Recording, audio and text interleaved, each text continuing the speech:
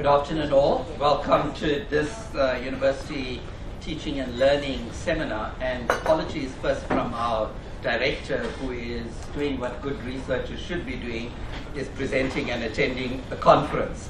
But I actually would like to, on behalf of the UTLO office, invite all of you to welcome Professor Johann Mouton to this event. Some background to Professor Mouton is that one of the things that strikes you immediately when you meet Johann is that how he is concerned to move the agenda beyond just anecdotal discussions or hearsay evidence.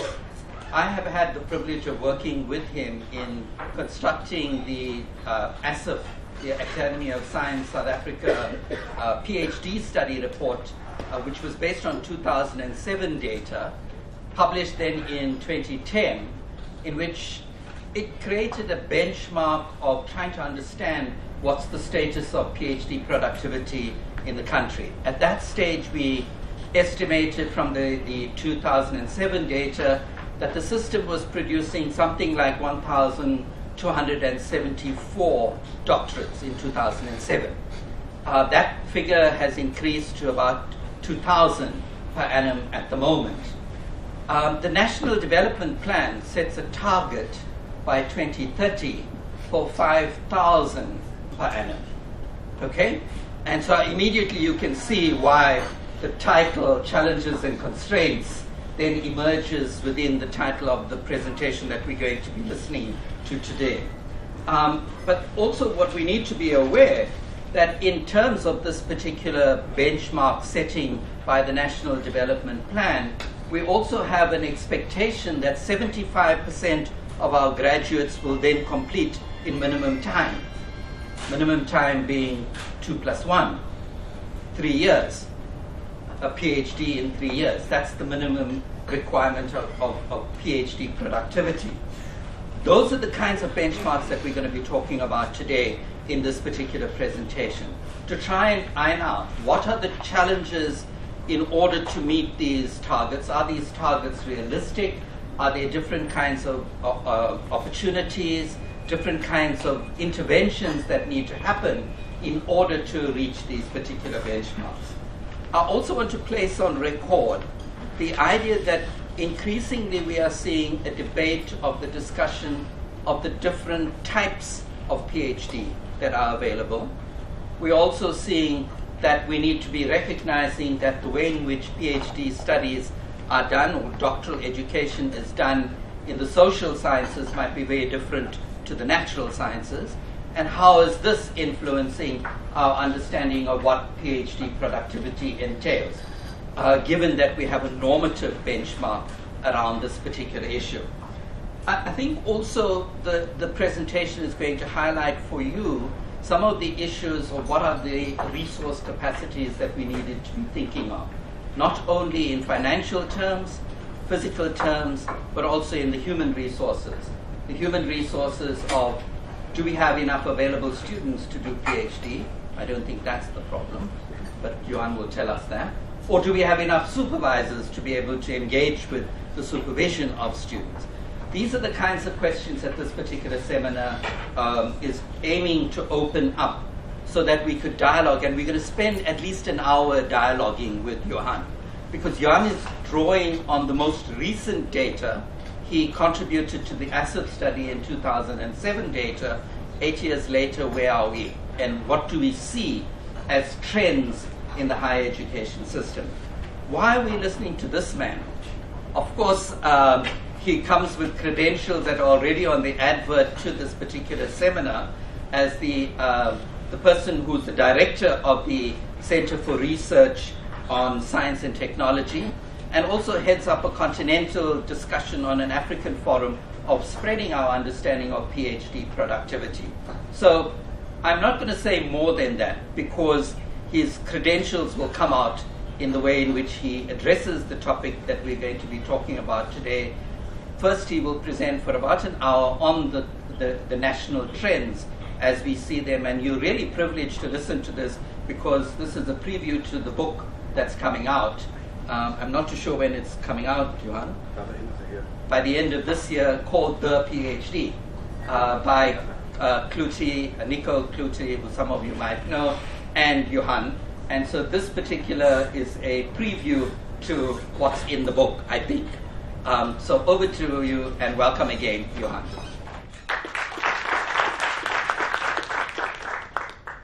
Well, first of all, thank you very much for the kind introduction and the invitation to speak here. For the moment there, when you said, why should we listen to this man, you sounded like my wife. So when I left at 4 o'clock this morning, she said, just, kick me out of the bed, make your own coffee, go, And then when I left, the dog took my place in the bed. So, after 40 years of marriage, you get into a very nice routine with your life partner. So, the book is called The PhD in South Africa, by the way, and that's. But we also, in this presentation, I think Michael cornered me at a Spear conference earlier this year and asked me to come and talk here. Since then, we have, in fact, completed a big study for the Department of Science and Technology on retention and completion rates of doctoral students, which we just literally completed 3 weeks ago. So I've drawn on some of the findings from that report, which hasn't been released by the department. So as far as we know, these do constitute some of the latest data and evidence. So I've got two main arguments that I will work through. The first is that when you look at the production, and again, the word production is just, I use it not in any manufacturing sense, although that this sometimes feels like a manufacturing situation when we look at what we do with PhDs in this country. But if you look at the production of PhDs, we think that there are at least four national policy imperatives that come together in current debates. And I'll show you overleaf how we visually represent that. But essentially, it's the imperatives for growth. We need more PhDs in this country. The imperative of transformation, we need more black and female PhDs. The imperative for efficiency, which is kind of the one that Mike referred to, that we have to get them to complete their PhDs as quickly as possible. And occasionally we remember there's a fourth imperative in some policy documents, that we should still continue to produce high-quality doctoral students and theses. So we have these four, what we call policy imperatives. Now, the issue is that our argument in the book and also in my talk today is that these four imperatives don't sit nicely together. They don't coexist very nicely. In fact, you could sometimes argue that they are in tension with each other and sometimes even seems to be contradictory. If you just go for quantity, then quality can suffer, and so it goes on. And so also, these imperatives operate in a very complex higher education system in this country. Our system is a small system, but it's not a simple system. And so when you have these imperatives working together, they sometimes result in interesting unintended consequences that then start to feed back and actually change the behavior of the actors in the system. So we've drawn this little diamond picture where I'm not going to go into the details, but essentially to say that if you look at the outer parts of this, you have the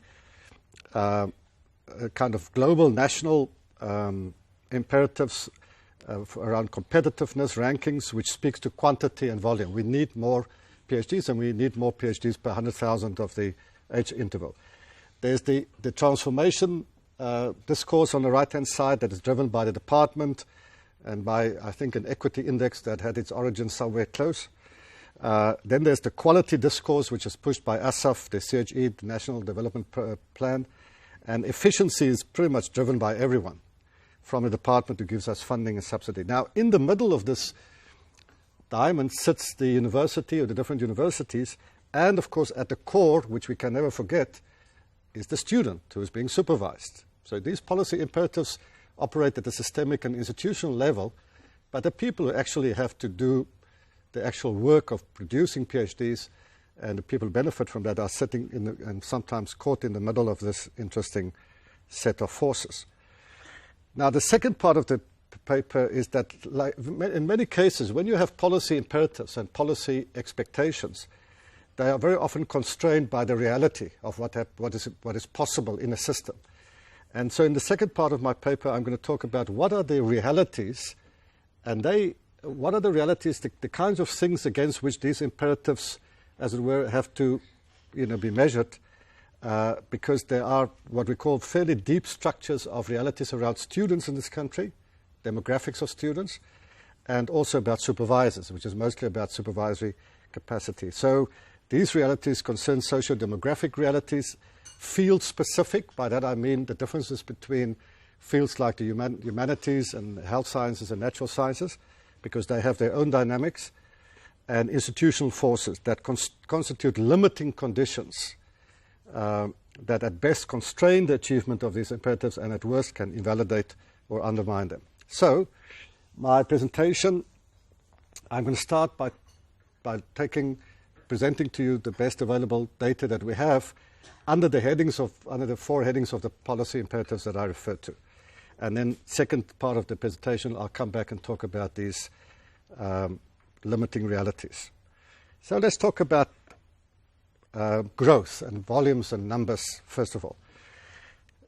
It's not really necessary to make a strong case. Every policy document since at least 1997, 98 with the White Paper on Education, the 10-year innovation plan, the NRF produced a document in 2009 called the PhD as Driver.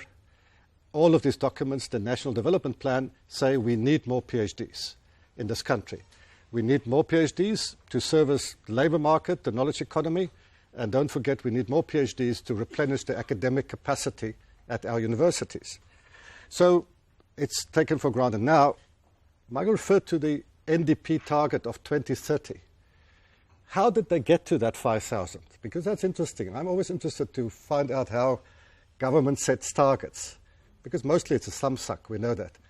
And so I asked people and said, how did you get 5,000? Well, they said it's very, very straightforward, actually. We have a population of about 50 million, give or take. The norm in Europe for the top countries, like Norway, Sweden, Finland, is 100 per million of the population. So this is what we should have. 5,000, 50 million, 100 per 50 million gives you 5,000. That's the target. It's not based on any serious work, comparative study. It was basically saying this is, if we want to compete. So, and I'll show you, because currently, by the way, we're sitting at about 27 or so, slightly less than that per million of population. So we have to increase hugely. In this book that we're doing, we actually decided that we're going to see how far we can trace back the growth in numbers of PhD graduates. Interesting enough, we came across Johann Mouton. Some of you will know that he was the president of the HSRC. He was a dean of education at the old Rao. He did his PhD in 1957 on the history of PhDs in South Africa. So I have a copy of his PhD. It was done on an old typewriter and A3 pages. You can barely, the graphics were drawn by hand. And this data comes from him. So if you look, the first 4 PhDs in 1925, between 25 and 30, and these are the actual numbers of doctoral graduates from South African universities that he could track. He went and looked at the university libraries and did fairly good historiographical research. There are some gaps, interesting enough, between 1957 and, because his work stops at 57, and then between 57 and 71 we could not find. The only way that we could trace that back is to go to the university archives, and we couldn't do that. And then ironically, between 1979 and 86, up to about 1990, it only refers to white doctoral students. And Chabers makes the point, not very apologetically, but he says the data is only about white doctors. So there's a underrepresentation of all South African doctors. But now what you see from this up to 2013, because 2013 is the latest official data that we have from HEMAS, when we got, for the first time, over 2,000. So 2,051 PhD graduates in 2013. And you can immediately see that a fairly steep increase from around the 2000s, but especially from about 2008. And I'll comment on that. So this is the long-term view. if you look at the growth rates and you break up these into 4-year intervals, we talked a lot about this. The largest growth rate, average annual growth rate, was since 2008 and up till 2012, 12%, preceded by a very low growth rate. So we're trying to make sense of why. This is a very strange picture. Why between 2004 and 2008 that we see the lowest growth rate ever in PhD production in the country. We know that it coincides with a lot of mergers. I mean, that's one possibility. There might be other reasons, but I would be interested to hear your views. There was growth, but it was the slowest growth rate for a particular 4-year interval in the last, ever. Now, I actually do have the 2013 figures, but I couldn't put that into the graph. Here we look at first of all, these are the number of enrollments for masters. Sorry, the heading is not correct. The enrollments for masters and PhD students from 1996. In 2012, we enrolled nearly 50,000 master students. That is a bit misleading because more than a quarter of that are MBA students. And MBA students typically don't go on to do a PhD. There's some who do a DBA.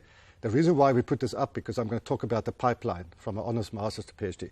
But you can see the number of enrollments for doctoral students in 2013 was already 16,000. So over the last 12, it's a bit more, 16 years, 17 years, we have nearly tripled our enrollments from about 5,000 in 1996 to more than 16,000 in 2013. So there's been a steady growth in enrollments. Now let me move to graduates, because I will give you both enrollment and graduate figures as I go along. When I refer to the growth imperative, the imperative to grow, it is not just basically unqualified growth. If you look at some of the white papers, notably the white paper on science and technology of 96, the government said we should produce more SET, science, engineering and technology graduates, basically from undergraduate to also PhDs. So we did break this down, and here we give it in terms of 6 main categories. The yellow oranges is humanities and social sciences. You can see that from 96 to 2012, their proportional share of doctoral graduates declined from 38% to 28%. That is the biggest single decline. So we've clearly seen a reduction in the number of humanities and social science PhDs. We separate out education. Those of you most of you from the Faculty of School of Education. Education is a special case, by the way, if you look at doctoral data. It's the single field that produced the most PhDs, if you take it as a discipline. Now, I have my pet theories about this, but I would be interested in your theories about this. The biggest growth in the last 5 years in a single discipline has been in the number of PhDs in education. And it looks like it's just teacher education. It's not sociology of education. Educational management has also grown, but it's mostly teacher education. So we think these are school principals who come and do a PhD to get promotion, or a district officer, head of a district, whatever. But they do it for promotional purposes, not for knowledge production purposes, which is coming back to the idea of what PhD for what. Business and economic sciences has grown from 3% to 9% proportional share. Health sciences, that has stayed about the same. Engineering and technology is the same. And the natural sciences at the bottom has increased from 26 to 35. Now, if you just therefore compare the humanities, what they've lost in terms of humanities and what the natural sciences have gained, then you could argue that at least one of the expectations from the Department of Science and Technology, that we produce proportionately more doctoral graduates in science and engineering fields, have come true. But of course the question is whether that's just market forces that played a role. There are many cases of universities that have closed down humanities departments, humanities programs. It's not clear that it was a deliberate strategy by NRF and DST to effect this change. So my first conclusion about the growth imperative is yes, there is no question that all the data shows that the system, if you want to refer to the university system as responding to this imperative for growth, it has definitely responded very positively. Huge growth in enrollments, huge growth in graduates, even huge growth in graduates in SET. Now, 2008 is an interesting date because many of you will know that the revision of the Department of Higher Education funding scheme, which happened in 2003, with effect 2005, added for the first time a research output subsidy for research masters and PhD students. Up to that point, you only got money for publications. Now universities get, on average, about 350,000 Rand a year for every doctoral graduate that it produces. In addition to the teaching subsidy, input and output, a university gets about 350 for a PhD. We've calculated, and it's very easy to calculate it, that a doctoral graduate earns for a university somewhere between 550 and 650,000 Rand in subsidy from the state. The differences come in terms of different fields. That's before the PhD student starts publishing, because then you can add a few 100,000 for the articles that come out of it.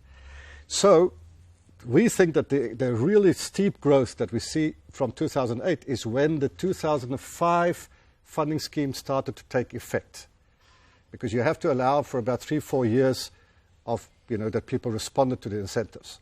I don't know about UKZN. At Stellenbosch, there are all kinds of incentives, promises, threats. And since half of the faculty is Calvinist, they play on our conscience as well. And they say, literally, the quicker we turn them out, the more we earn in terms of some financial reward. So the incentives are all, of course, the incentive is about 30,000 Rand, and the university gets 350 or 400,000. So it's not really commensurate to what the university earns, but they don't really buy that argument. All right, so this is about growth. Now let's look at efficiency. And this is what I've started to talk about. There's no question that there are a number of discourses that speak to we need to be more efficient in higher education. Part of that, by the way, is driven by a report that was done a few years ago by the Department of Higher Education about the dropout rates for undergraduate students, where they found that about 40% of all students who enroll for the first year have dropped out by year 2 or so. So then, at that point, there were no study, as far as we can see, about dropout rates at the postgraduate level. They just assumed that those same kind of statistics apply to the postgraduate cohorts. But as Michael was saying, there are all kinds of expectations that universities would tell you a PhD student should complete ideally in 3 or 4 years. Exceptional cases, 5 years. And of course, the reason for that is that if you complete a PhD student in 3 or 4 years as a supervisor, you can take on more. That's basically so. It's a simple, financial argument. There are very few targets that we can see, although informally there are targets which talks about they would expect a department that at the doctoral level that about 65% of students who enroll for doctoral studies would complete within 5 to 6 years. So I'll show you the actual data. For the study that we've done for DST, which we just finished, we had access for the first time to the raw HEMIS student data. They were anonymized, if you wondered about the ethics, so we didn't have the IDs of the students.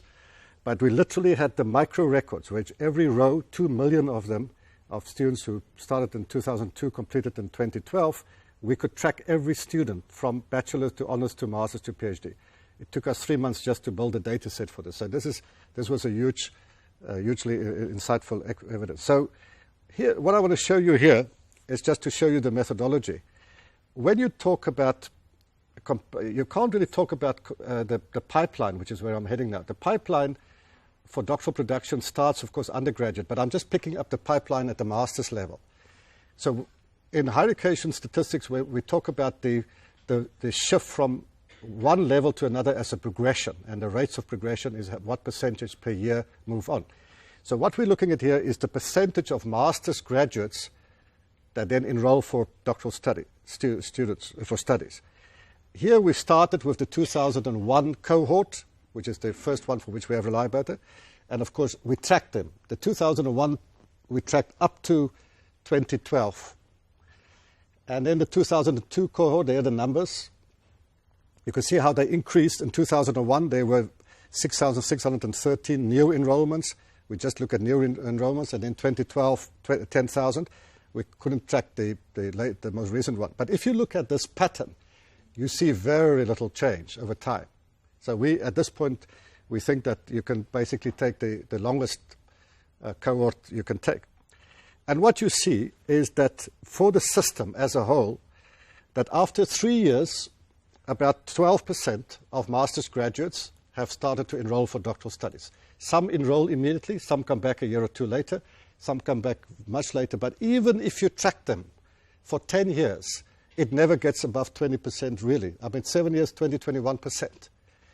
So what we're saying is that after 5 years, because let's just take a cutoff point, and the BRY is the base reference here, in this country, about 16%, 1/6 of master's graduates will go on with doctoral studies.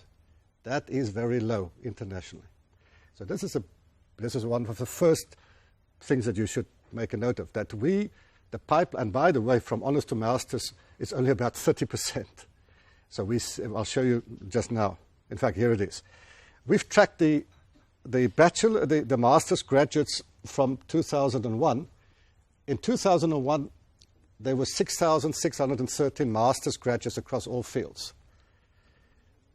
Over a period of 5 years later, only 16%, as I said, just 1,000 had enrolled for doctors. The rest have disappeared. A few might still come back, but you've lost 80% of the master graduates. Now the interesting question is, what percentage of those who enrolled completed? Because you have to go a step further. Well, we tracked those people in those 5-year period, and we get to an estimate which I'll share with you, but it's about between 40 and 45% of all doctoral enrollments in this country ever complete. It's not even 50%. So now you see what we call in this report and in the book, this is a leaky pipeline and a shrinking pipeline. I don't know whether pipelines can shrink, but this one certainly does. When I spoke to DST 2 weeks ago, I said, this is the equivalent, the water metaphor, what Eskom is doing to the country. We're leaking and shrinking. They were not amused, but anyway. So you can see we're leaking between the master's and the PhD. We're leaking between enrollment and completion, and it's getting smaller and smaller. So can you imagine, if you look at the 2001 cohort, in 2001 we produced 6,600 master students. 12 years later, only 400 of them have completed a PhD. That's a huge attrition rate. The opposite of completion rate is attrition rate. So, all right. Now, the interesting thing is that this is for the whole cohort. This is across all age groups, race groups, gender, scientific field, whatever. Are there some subgroups which do better than 16%? Are there more students in some subgroups that go on from master's to PhD? Well, students in education do, quite interestingly. If you get an M.Ed, of the M.Ed graduates, about 27% go on to do a D.Ed or the equivalent. Students in the natural sciences have higher progression rates, mainly younger students, and I'll come and talk about age. Indian and color students more than African and white students. And in some groups, students and older, there's both a younger group in the natural sciences, but generally an older group, but it's in 21% is not very huge. So just to show you now graphically, and we can draw a similar graph for every cohort from 2001, of course, with different, this is, if you take the 2001 cohort and you start by 2001 and you track them up till about 2007, which is 6-7 years later, you get to, this is what we said, let's give people 6-7 years, not 4-5 years, and you get to about 45%. And actually, I now use this graph in my classes, or when I have an orientation session with my doctoral students. So every year, at the beginning of the year, we orientation, and I said to my new doctoral students, what does that graph tell me about you guys? Because half of you are never going to complete. And basically, if you take longer than 5 years, you're still not likely to complete. So 2 things here. Half of you may as just well leave now. Well, of course, you can't say that. But what you can say is if you have a doctoral student who's taking 5, 6, 7 years, you live in hope that they will complete. The statistics is against you. I mean, we can have a long conversation about this, and maybe we should. So, by the way, I do now get to the point where I say to my students, after 3 or 4 years, you've got 1 year left or 2 years left. Otherwise, I don't really bother with the 2-3 year thing by university. That goes against everything. The average PhD student in this country takes 5 years. The average students take 5 years, 4.8 years. In the natural sciences, they take 3.4 years because more of them study full-time. But I'll come back to the link between age and completion time to degree. But there are big university differences. I thought, should I put this up? Well, I thought, what the heck, because KZN is not in the top 10 here. So if you take, I now took another cohort, the 2006 cohort that I could track up to 2012. It's, again, 7 years inclusive.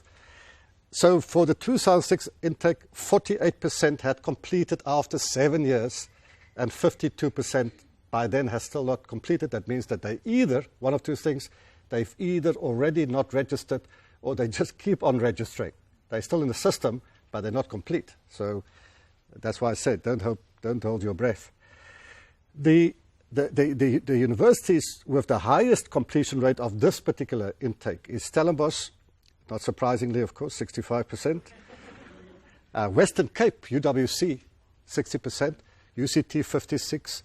And then there's a lot, Joburg, Zululand. Now, you're going to say, hang on, this is very strange. We wouldn't have expected to see UniZul here, Tshwane University of Technology, but it's small numbers. So what this graph doesn't show is the actual volumes. So for that, there's another table in the book where you have to be careful because, for instance, it might be that UniZul only produced 30 PhDs, but they did it in fields because the top universities produce between 160 and 240 PhD, including UKZN, about 170. So obviously, you have to take the volumes into consideration. But it's still, I mean, WITS, which produce large numbers, and KZN, 45%. That's on the average of the country, 46%. So the 50% of UKZN, interesting enough, is slightly above the national average. But you still, and we stopped here because all the others don't make any serious contribution to doctoral production in the country. These universities produce more than 90% of all the doctoral graduates in the country. I think it's about 95%.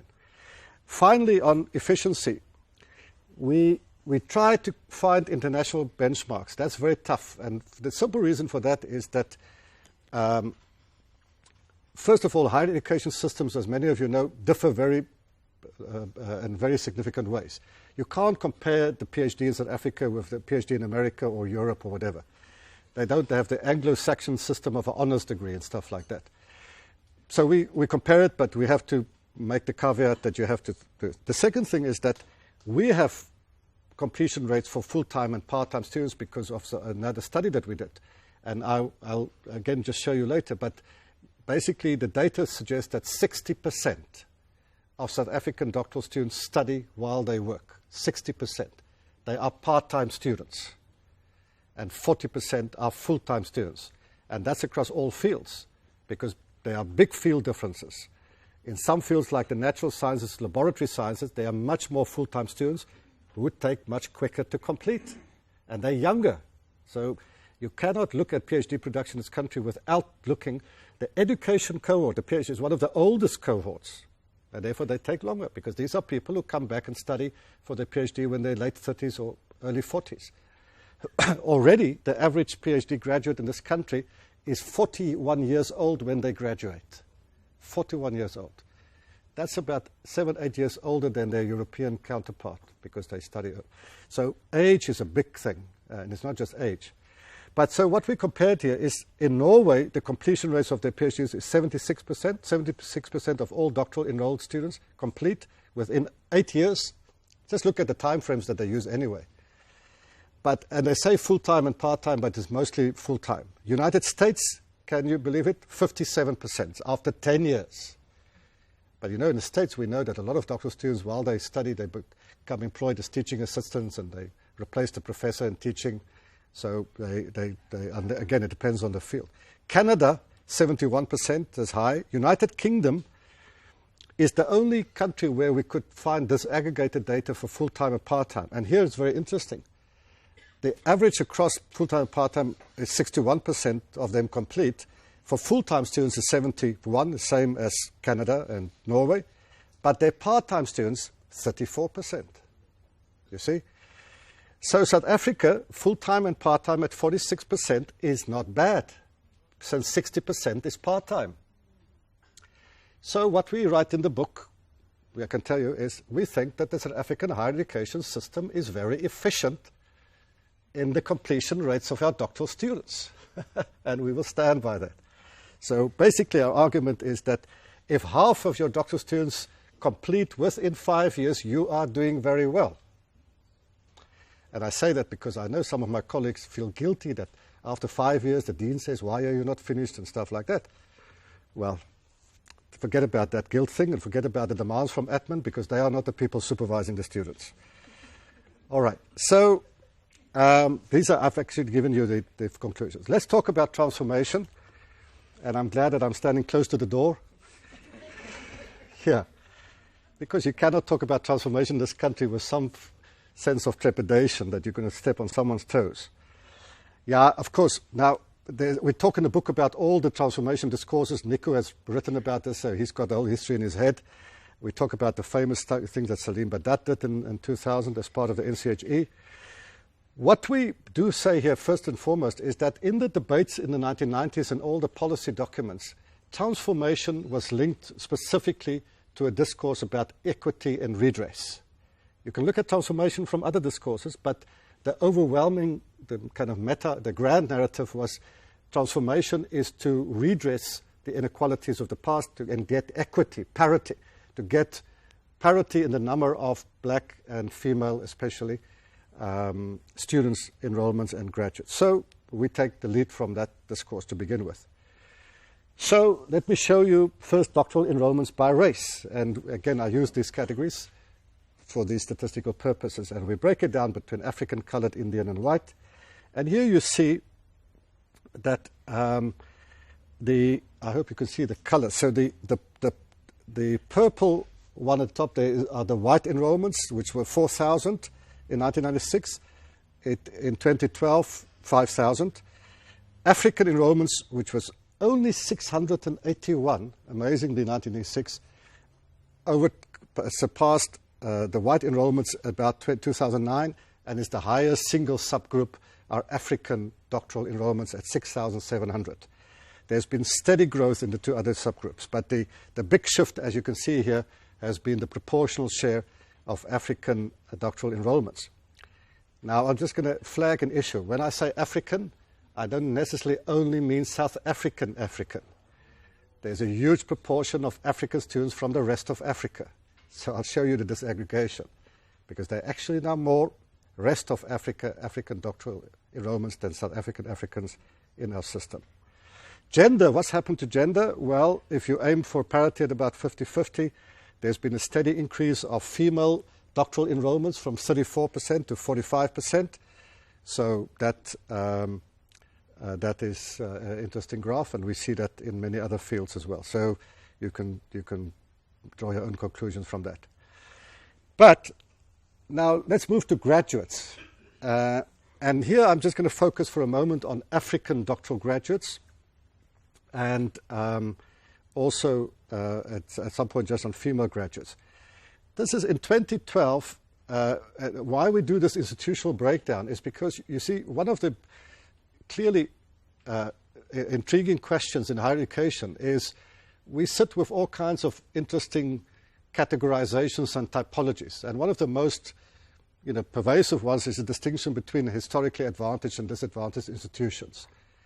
And so, which in many respects in the work that we do, we find increasingly not so useful, by the way, for various reasons. So what this shows here is which South African universities produced the largest proportions of African doctoral graduates. Well, it was UNISA, 10.7%, followed by WITS, 10%, UKZN, 9%. So you contributed the third highest number. This is not normalizing for the size of the institution.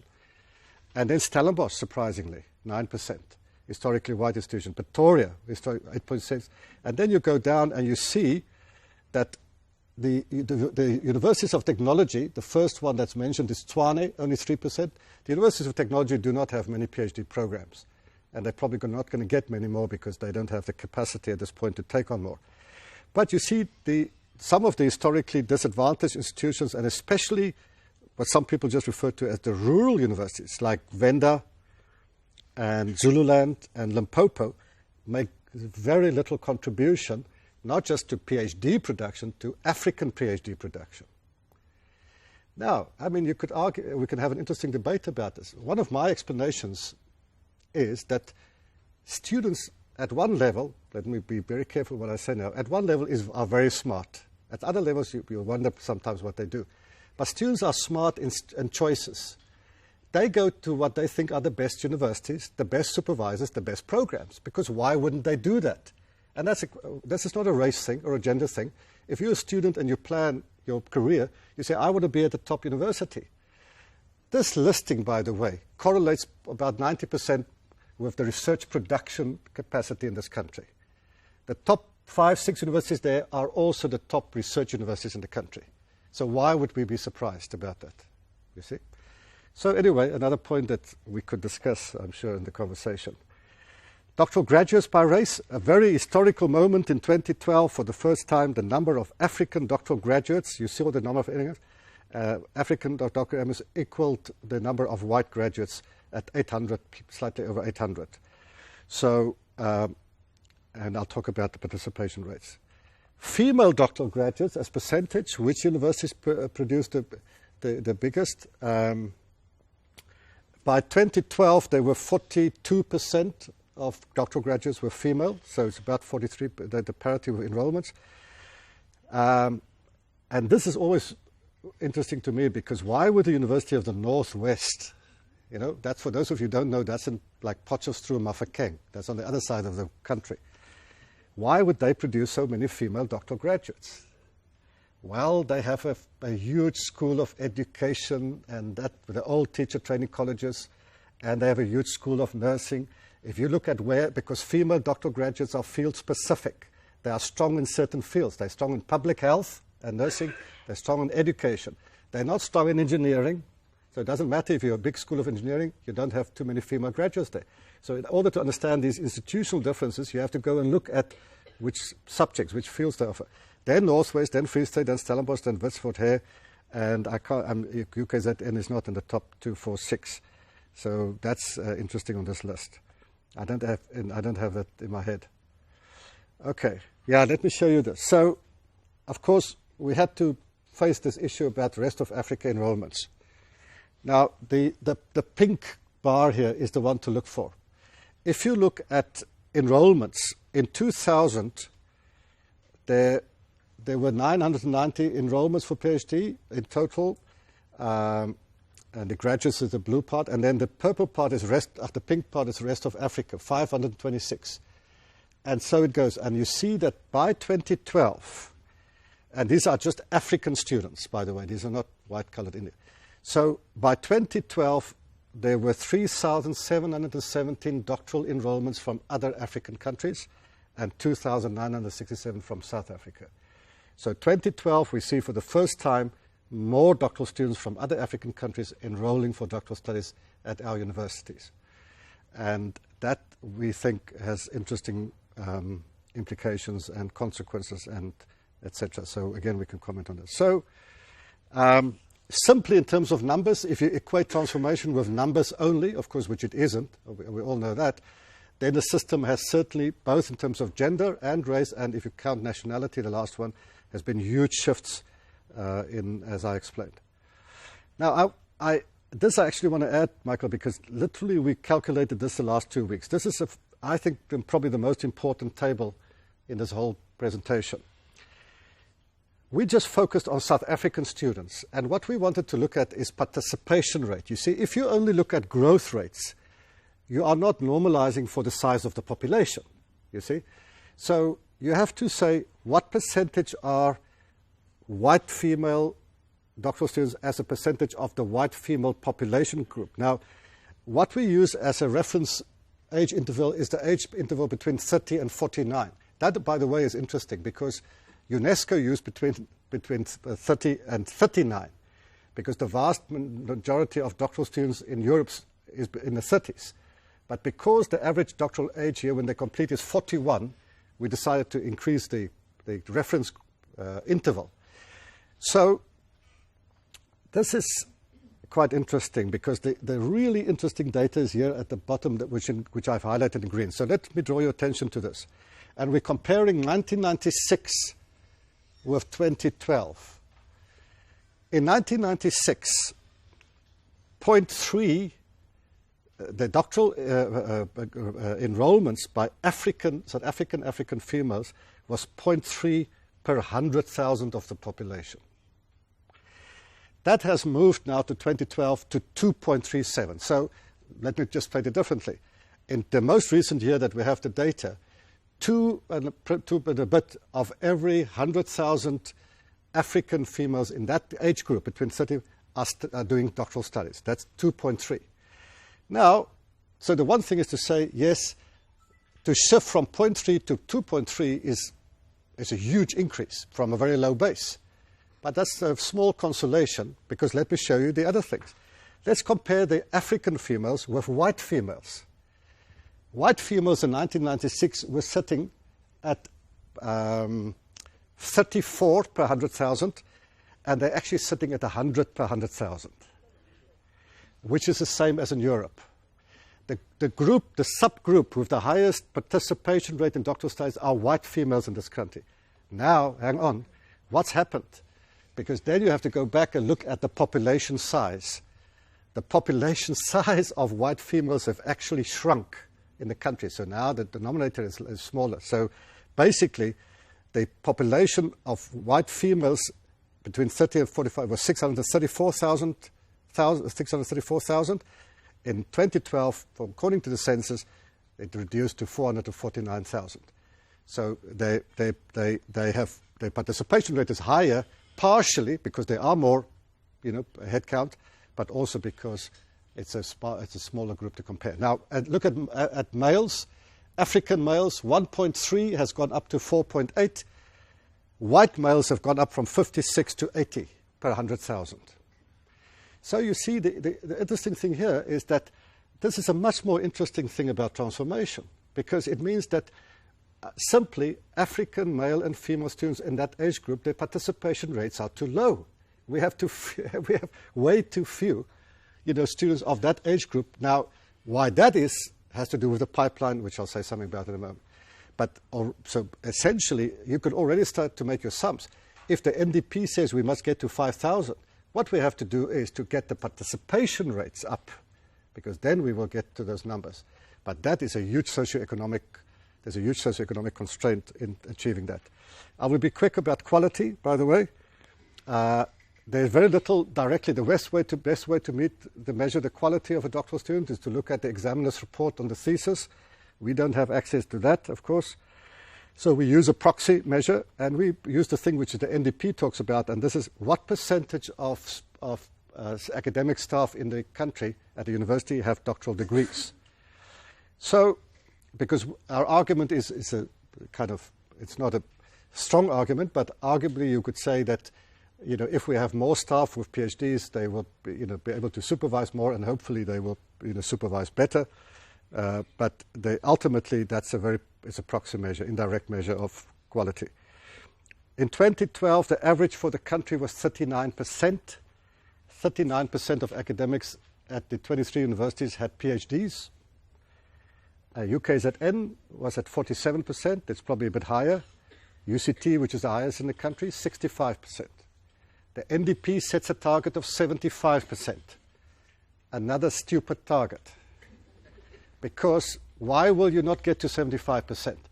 There are certain environments at universities where a PhD is not desirable or required. For the people in the departments of accounting, taxing, some areas of health sciences, engineering, and other fields, a PhD is not, in law, is not really required because they're assuming that everyone at the university is involved in research and pursues a career in scholarship. they're never going to get to 75%. So that's just as a stupid target when we set unrealistic targets. The department works on a target of 65%, which is much more realistic. You don't set those targets without consideration of field and college and school differences anyway. So I do want to show you this because I'm going to show this to your executive this afternoon because I've just finished a study on the state of research at UKZN, which is why I really flew up this morning. Number of PhD graduates per doctorate staff member. So what we now use to compare universities is how many PhDs are your staff who have PhDs producing every year. The national average is 0.28. UKZN is in joint 7th position at 0.3, which in everyday terms means that the average staff member with a PhD at this university delivers a PhD student about every 3 years. 0.3, every 3 years, a full PhD student. If you assume that they take 5 years, you can make your own sums, and of course, half will probably drop out. It probably means that the average doctorate staff member is already supervising 3 or 4 PhDs, every year or 5. And now talking about the highest at the moment, interesting enough, just for this year is UWC. They have a very small number at 0.37. UWC, UP, and Stellenbosch are producing 0.37. Not huge differences, but you can see the. And then you have, again, you can again see the correlation. There's a huge correlation in doctoral production and knowledge production, research production. It's the same 10 universities that produce the biggest number of research output are also producing the largest number of doctoral students. Not so surprising. So I just talk here. We're not going to get to this 5,000 just somewhere like that. So let me get to my second point. Why the current imperatives and goals are unlikely to be achieved. There are basically 3 big reasons. And I've alluded to some of them already. The demographics of the South African doctorate. I'll show you a few things about this. This is now this doctoral student who's sitting there in the middle of the diamond, who's under the pressure of all these imperatives. The hugely institutional differentiated landscape. We have 23 universities, probably two in the making, but forget about them. They're not going to produce anything substantial in the next 10 years, except undergraduate students. They're not going to make a contribution to doctoral production. But of these 23 universities, 8 of them produce 90% and 10 produce 95%. So we cannot count on 23 universities producing the PhDs, these 5,000 numbers. And the students are not going to those other 10 universities anyway. So the burden, institutional burden, is on the same 8 to 10 top universities for that. And then there's the burden on supervision, which I'll just say something about, and then the issue of funding, which is a big thing. So the 2013 age profile, I thought you would find that interesting. This is now of doctoral enrolments. This is not graduates. The average age of a doctoral enrollment is about 36, 37, I think. I mean, this is the average age of where someone starts a doctoral study at age 37 in this country. And look at, this is for race, there's not big differences between, it should be African, colored, India. Gender, male, female, 39, 38, there's not a big gender effect. Nationality, not a big, science domain, yes. The oldest cohort, education, starting at age 45. Why would you want to accept a doctoral student at age 45? I ask myself. I'm just thinking out loud here, by the way. Because they're going to take 5 years, 6 years to complete, they'll be 50 when they graduate, your sub-cohort.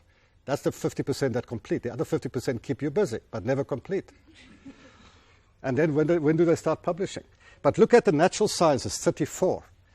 I mean, there's a 10-year gap between a doctoral student in the natural sciences and that's, and education. That because the PhD in education is mostly seen as a professional PhD, not a research PhD. In the natural sciences, especially laboratory sciences, physics, chemistry, microbiology, they want to pursue a career in science. They move quickly. By the way, we've seen that now. We've proven that a doctoral student in natural sciences come through from honors to masters to PhD with very little interruption. A PhD student in education interrupts her studies after the bachelor's, then go and work and pay off a debt for 3-4 years, come back, then do the masters, interrupt for 4 or 5 years, pay off a debt, start a family, whatever. Then come back at age 39. You see, it's an interrupted study career trajectory, which has huge implications also for the quality of what they produce, because they forget what they studied in their undergraduate or honors years. So these things about quality and growth rates and age is confounded with quality issues, which is that's why we say it's a complex system. But and then the thing that 60% of doctoral students study while they work. I'm not going to talk again about the institutional constraints. These are the enrollments over this period. Oh, these are the graduates over the period per institution. Yeah. Now, finally, let me just. In the study that we did with DST, we also did a national survey. More than 5,700 postgraduate students responded that last year. And we asked, this was honours, masters and doctoral students currently enrolled at the top 15 universities in the country. And we asked them a lot of questions. So I'm just going to give you a few more qualitative data. One of the questions which we asked all the honours, masters and PhD students that responded, everyone, is, do you consider discontinuing your studies at any point? I must confess to you that afterwards, when I thought about this, I thought, what a stupid question, actually. Because if I think back of my PhD, I probably considered stopping every weekend when I had to work on it. So maybe it's not so. But we found that about 50% said across all groups, but the subgroup differences are slightly interesting. So here you see, so the question is, do you stop? Yeah, that's not so important, but why? So we gave them a list of options, and I want to draw your attention to the doctoral subgroup here. Financial challenges was the reason cited by African, coloured and Indian students as the most frequent option. 66% of them said that at some point they considered stopping their studies because of money, lack of money. That's 2/3, compared to white students, 39%. And the same challenges in my personal family life, which is probably related to that. So what we've done in this DST report, which I can't elaborate on now, it's a bit too comprehensive, is that we show that every matter of student choice, the choice of a program, the choice of a degree, the choice to continue or discontinue, if you look at the whole group, you find one thing. If you disaggregate by race, you find the subgroup, the African, the black students, money is the big constraint, that they can't continue, they consider discontinuing. There is not enough money for full-time doctoral students, and it affects black students more than white students. Again, why should we be surprised? Because there was another slightly more useful question. We asked the students, what are your primary sources of financial support for your studies? Look at the honours here. Even at the honours here, one of the things that we put in there is family earnings or savings. So basically, we thought many honours students, they study from home and their parents can help them and family can help them.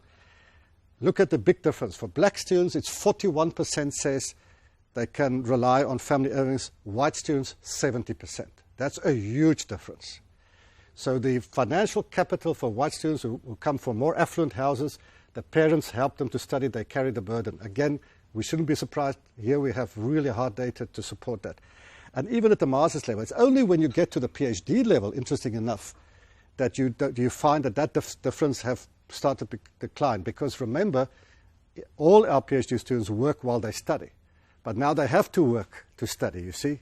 It's not that there's a like in Norway, if you're a doctoral student, you get paid a salary by the state. For 4 years, you get 350,000 kroner, you're appointed, and you pay the salary by the state. The same in Sweden, the same in the Netherlands. There are a few countries where doctoral students are paid salaries so that they don't have to, use their savings or have to study while they work. Okay, I come to my final conclusions. 3 slides. If we go back to the policy imperatives and we think about the one about growth and the target of 5,000 and some of the other targets, we say in our DST report now, you'll say it in the book, that financial challenges constitute the single biggest obstacle to producing more postgraduate students, masters and PhD in this country. We are absolutely convinced of this. If the government, if Treasury does not invest more and make it possible for students, especially black students, to study full-time, you are not going to get the numbers. And we can show you the links between the funding and the part-time study, the interruption of study, the later, longer completion rates, the higher dropout rates. It's all connected. You can't disaggregate it. Financial challenges are more prevalent for black students at all levels in the system. Low progression and retention rates are mainly due to the part-time nature of studies. We had one question which I didn't show you. We asked those people in terms of the reasons for discontinuing the studies. The first reason was finances, the second was family, the third was work-related, the fourth was something like family. Reason number 6 was lack of institutional support from the university, and only about 10% put that up. The students are not saying that they are considering discontinuing their master's or doctorate studies because of lack of support from the universities. Only a small group is saying that. Their biggest concerns are money and support and work-related stuff. Students in the natural sciences, again, where larger proportions study full-time, have significantly higher progression rates, and various factors influence student choice, as you can imagine. So, it is possible that recent growth rates, especially the last 5 years, the growth rates that we've seen of 12% annually, which is huge, will be sustained. But I tell you, only if 2 things happen. One is if the number of enrollments from other countries continue to grow at the same point, and that's likely to happen because South Africa now becomes the destination of choice, despite xenophobia, despite how we treat some of our African friends. It's cheaper to study here than in Europe and UK and USA. That's the one thing that must happen. The African enrollments inflow must continue, and we get the participation rates of our own African students to be higher. It's unlikely that current completion rates will improve unless significantly higher proportion of students manage to study full-time. So our argument is that the fact that the average PhD student takes 5 years to complete and 60% of them study part-time is good. It's better than international. If the Department of Higher Education wants to squeeze more out of me as a supervisor, they have to give my students money to study full-time. I can deliver a student full-time, who study full-time in residence on my floor in 3-4 years. I cannot do that with part-time students that I see once a year and get them to finish in less than 5 years. So that's a structural problem. It is not the problem of the individual supervisor. Of course, there are some not so good supervisors, but this is a structural problem in the system. So unless we change it, that 60% of part-time students become 20 or 30%, you are not going to find a huge increase in completion rates, except if you drop quality. And that's our concern, because we see evidence where some universities are putting demands on their staff, get students through, write the chapters for the students, write papers and follow instead of get a sympathetic examiner. We know all the strategies. We're not stupid. We know how to get a PhD student through at all costs, but we cannot do that at all costs. This is not the kind of game. The challenge of increasing the proportion of academic staff with PhDs remain, but that is quite tough. We've actually done a progression estimate, by the way. Currently, about 300 of all the PhDs that are produced every year, 350 are academic staff. We have to double that consistently for the next 15 years if we want to get a target of 65% of academics with PhDs. And that is without normal retirement, attrition, immigration, and death. And what else happens to academics? Okay, so all of this means that it's unlikely that the system will reach the target of 5,000 by 2030. It remains unlikely that the proportion of academic staff will get to 35. And then perhaps more importantly, the burden of supervision that we talk about in the whole chapter on the top 10, 12 universities that are already producing now will continue to increase. That's the bad news, because as long as the government expects more PhDs, as long as there are more enrollments, especially from the rest, where do you think they're going to come to? They're going to come to your institution and my institution. The number of academics in the last 15 years in this country have only increased by 25%, whereas doctoral enrollments has increased by 300%. You make the sums. It means that the individual academic with a PhD, or those who know, will have to increase their burden of supervision, and possibly with a loss of quality. So I apologize for a slightly depressing story towards the end, but on the other hand, I think sometimes it's good to have a sobering set of narratives than believing that we can achieve the unbelievable. Thank you very much.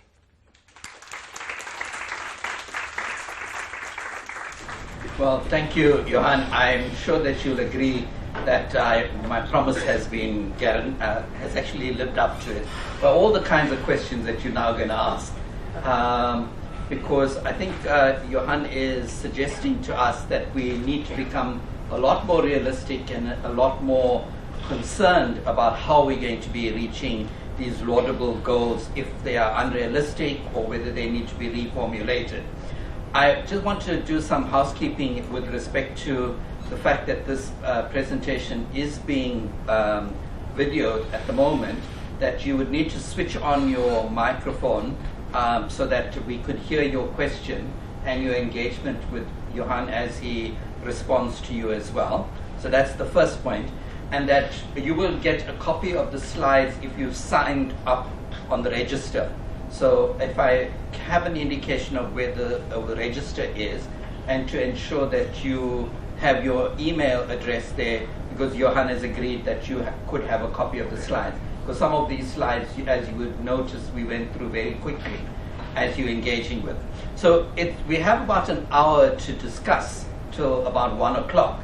But 3 F's came up: finances, full-time study, and falling qualities, as 3 F's that we need to be thinking about.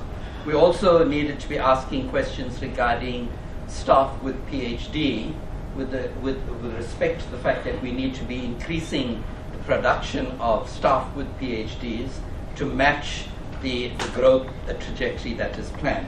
And then to talk about the concept of the burden of supervision on the top 10, or maybe top 5 possibly, or the big 5 as being described. So those are the kinds of questions, but please be free to react in whatever way you wish to via the questions that you wish to pose to Johann.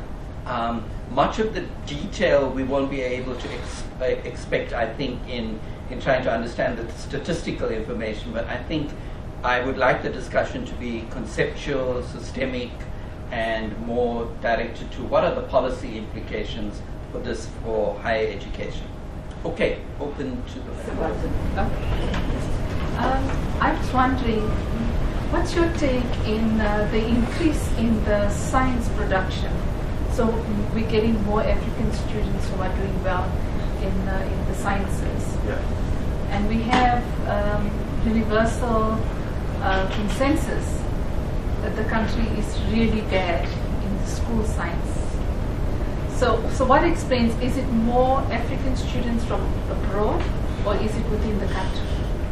Okay, whilst then, yeah, this is a very difficult question to answer, because let me make a few comments.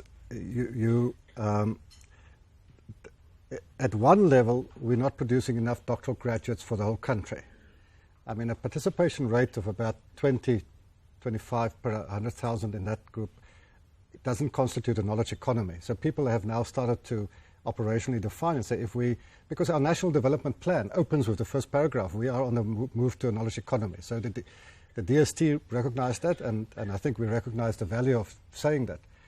But now, you see, and it brings me to something that Michael said at the beginning, one part of our analysis, which is really not at the point where we can make informed decisions, we cannot distinguish, except by proxy, between what I would call a research PhD and a professional doctorate.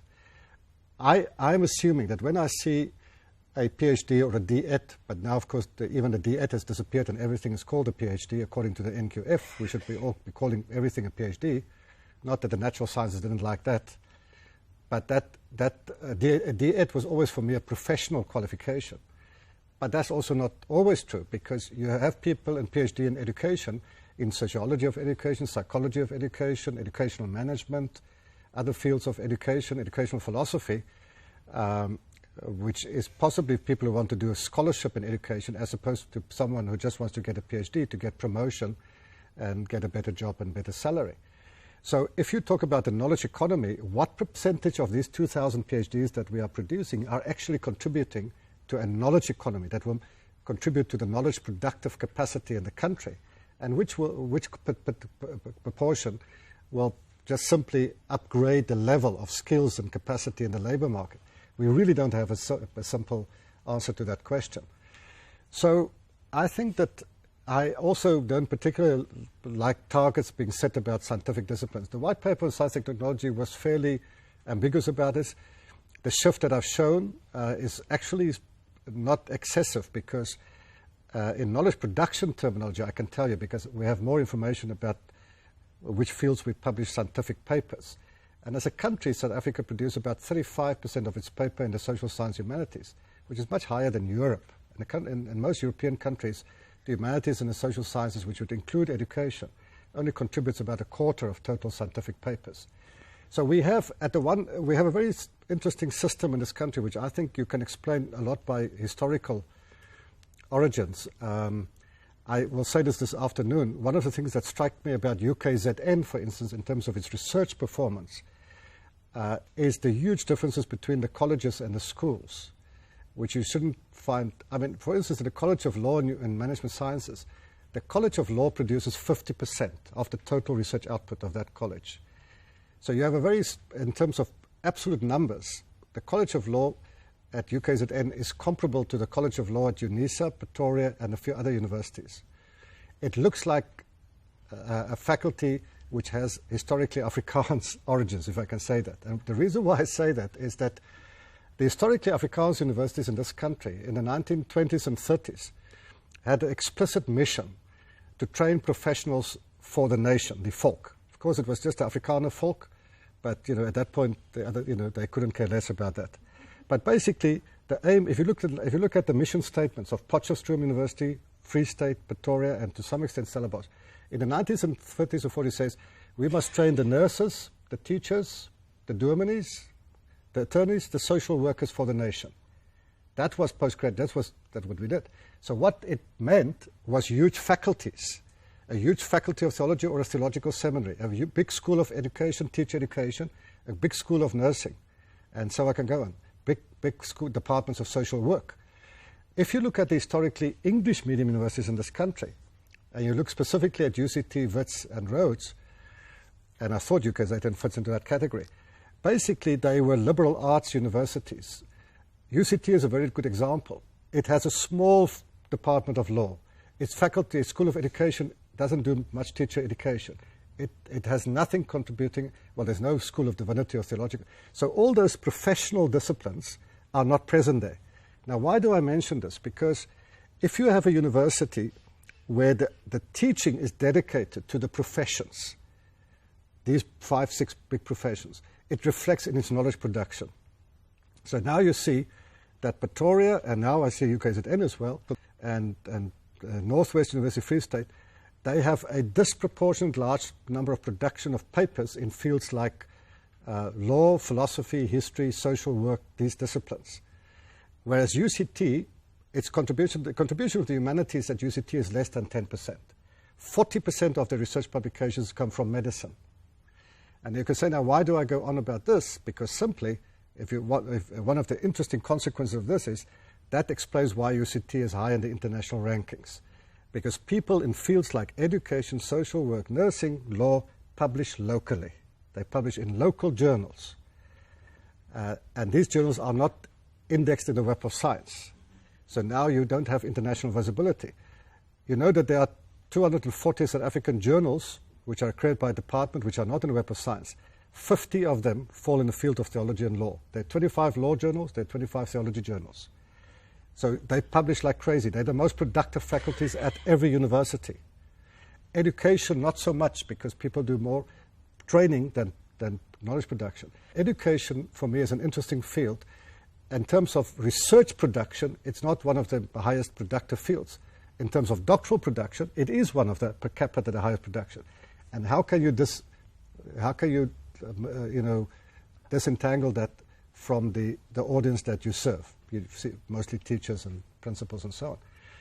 I mean, your question about why we have such, I mean, the fact is that educational science, and we've got a terrible school system. I'm not sure whether this is in getting more doctorates, more principals to get PhDs is going to solve that problem.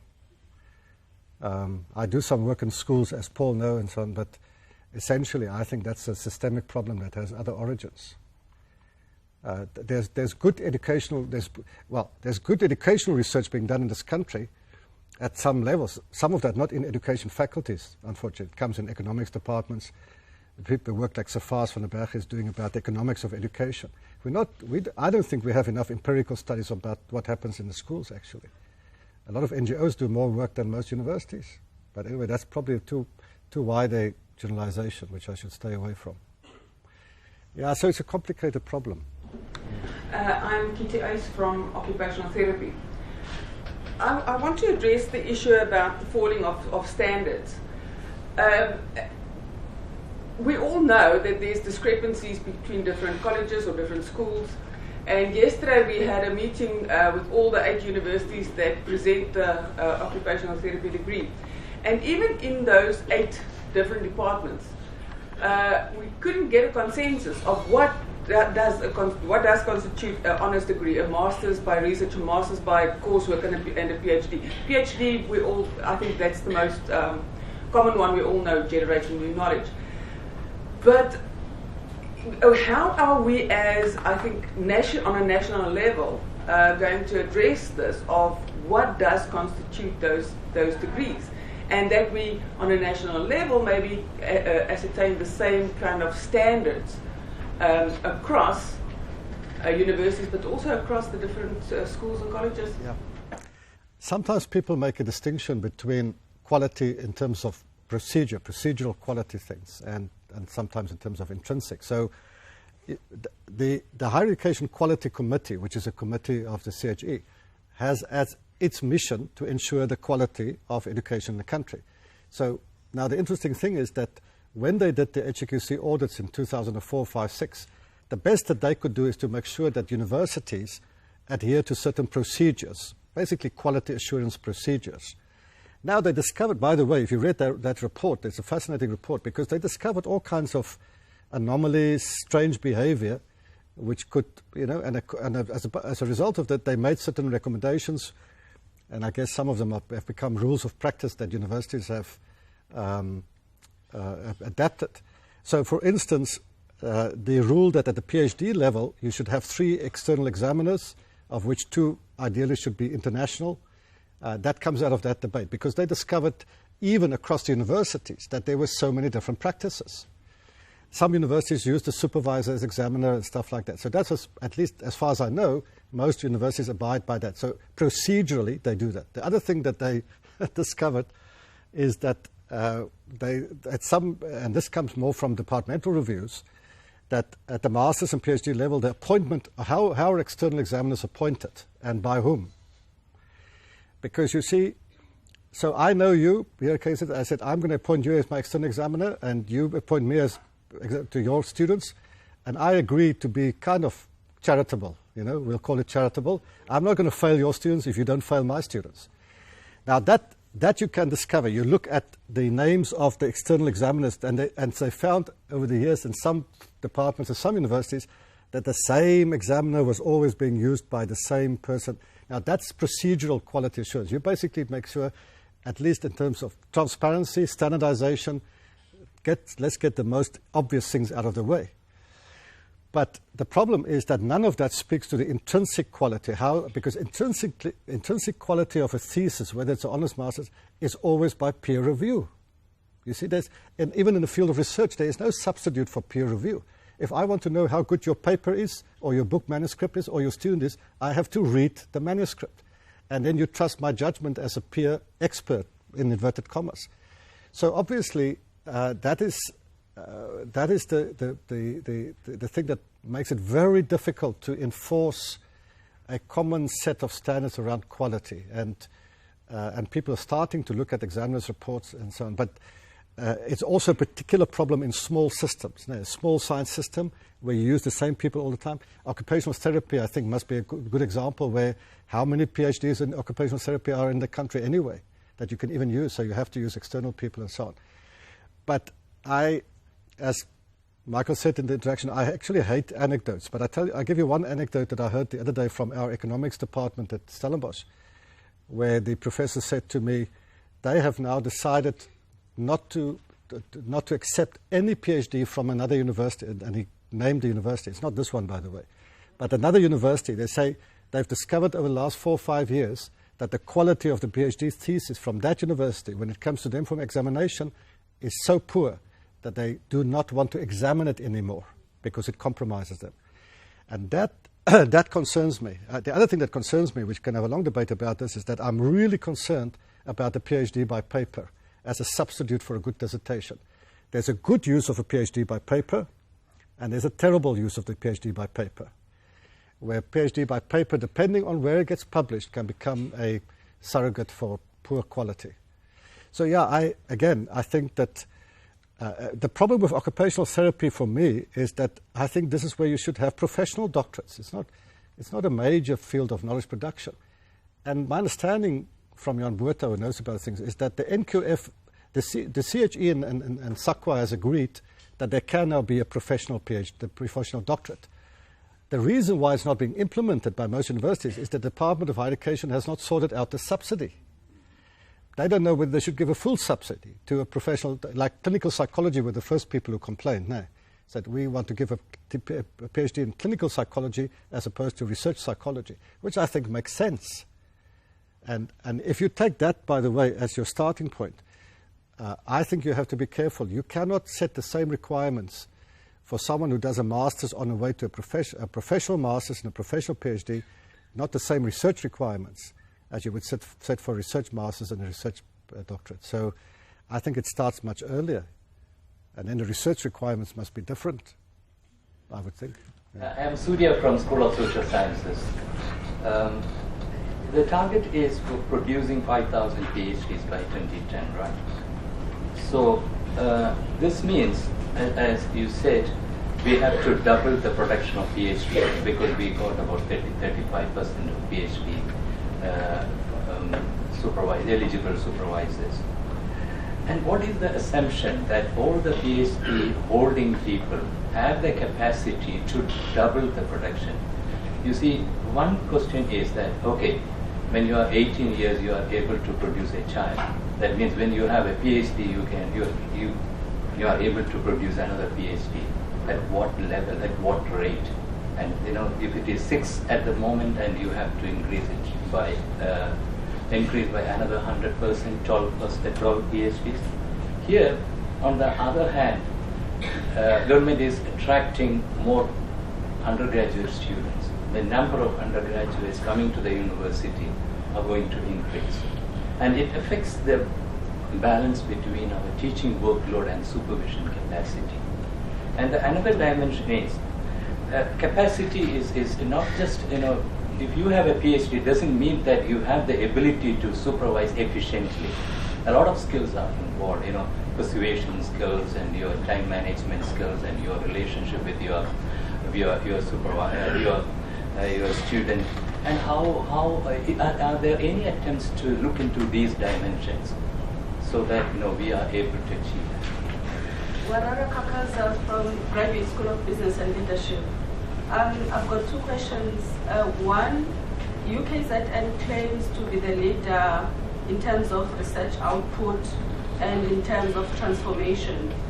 When I'm looking at what you presented, I find that statement misleading. I want you to confirm if that is misleading or not.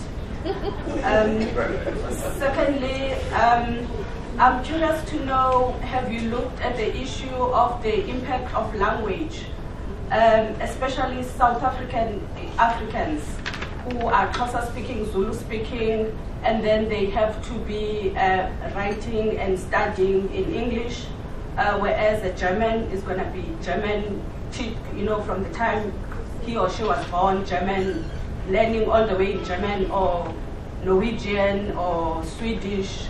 So the issue of language, especially again within South Africa, between your English-speaking South Africans and your South African Africans.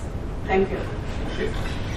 I'm Johan from the School of Health Science, and I'd just like to pick up on one of the comments that you made. Actually, I was going to pose a question before you mentioned it, but you talk about concern over the PhD by paper, and although there's a stronger emphasis on what we refer to as PhD by publication, depending on which college you are in and which school you are in.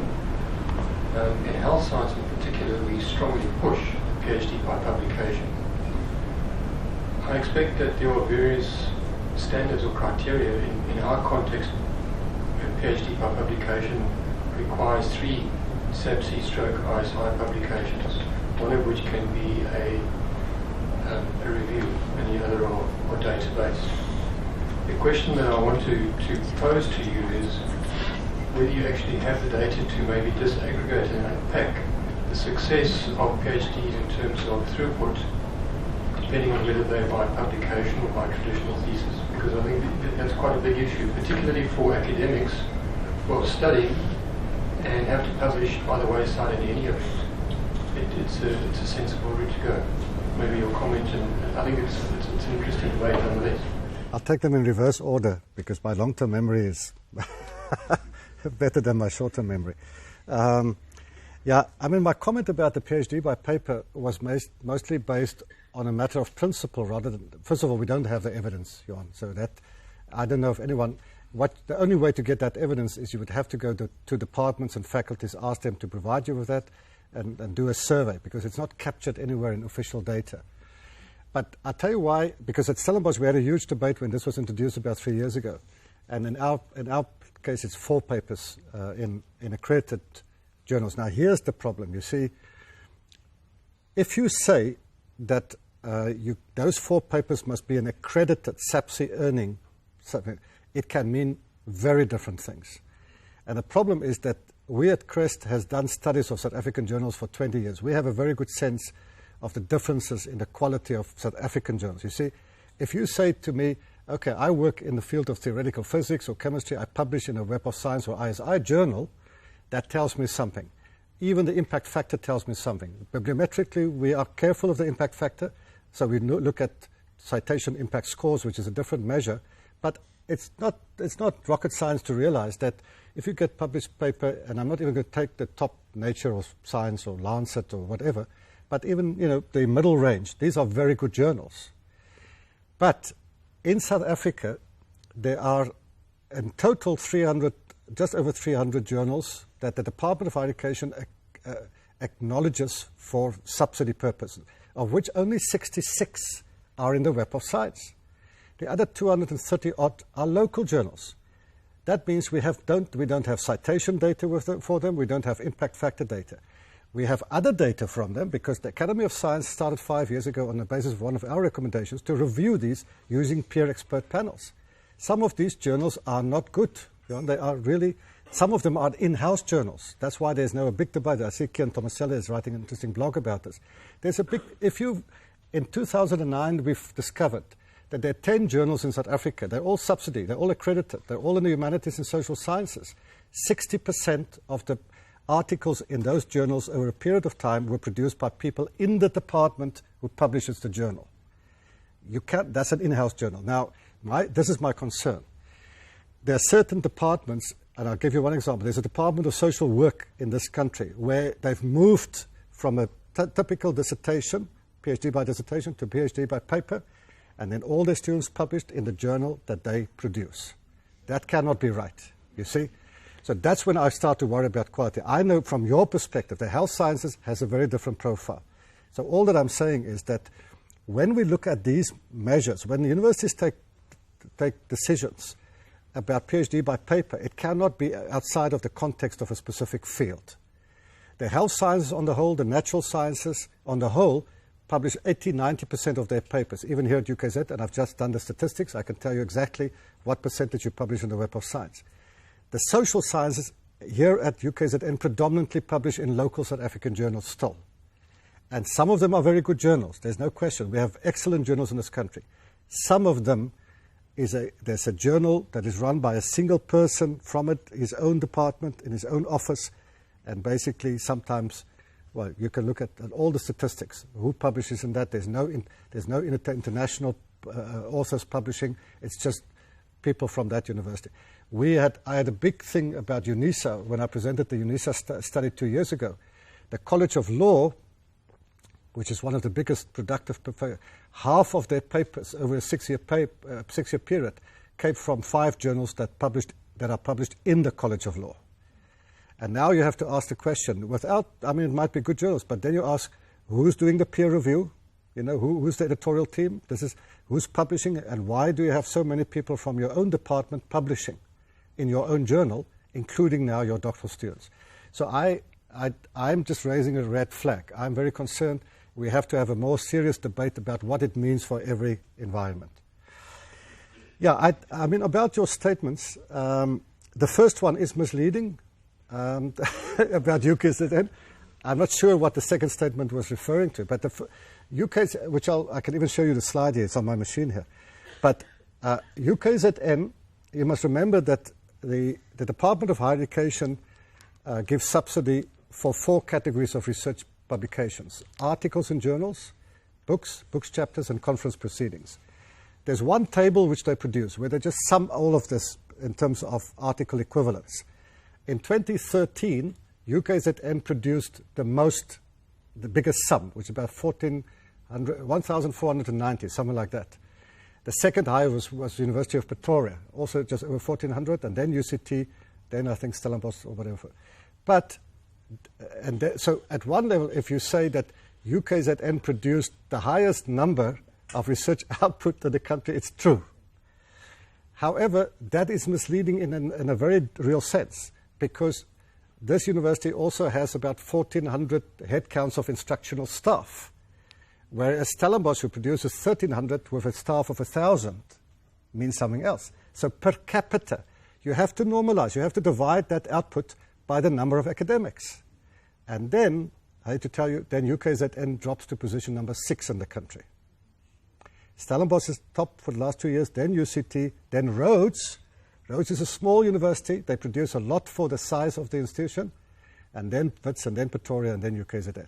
So it's slightly misleading. Depends on, I saw that ad. There was an ad in the Mail and Guardian that says UKZN wrote the book on publications or something like that.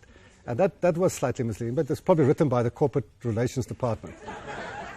So, you know, you have to be sympathetic. The Vice-Chancellor wants to take nice messages to the Council. I don't know what it means by transformation, because it has to be precise. Is it in terms of a more equitable staff breakdown? Then I think it's probably true. I mean, I haven't looked at staff data except in the study. It looks to me from the data that I have that you have a better representation of designated groups at the staff level. Your publication data is comparable. There's also been a huge shift. The big thing about, if you talk about transformation in terms of knowledge production, I always want to look at the 10, 15-year time frame. You can never look at these things within 2 or 3 years. That's just not reasonable. So I don't know exactly what they claimed into being the most transformed institution. Is it student numbers, publication staff, or all of the above?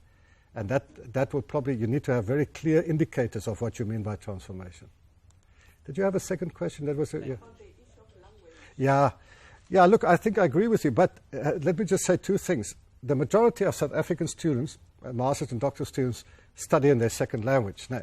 So that's just, if you took elder African languages, you take Afrikaans, English is a minority language in this country. So the first thing to say is that if you look at those demographics that I gave for doctoral students, the first thing to say is that the majority of masters, I would say as well, and doctoral students are writing their theses in their second or possibly third language. That has to be a challenge, and it is a challenge. Ask me, I've supervised 70 masters and PhDs. It's a challenge when you have, and most of them have been mother tongue English.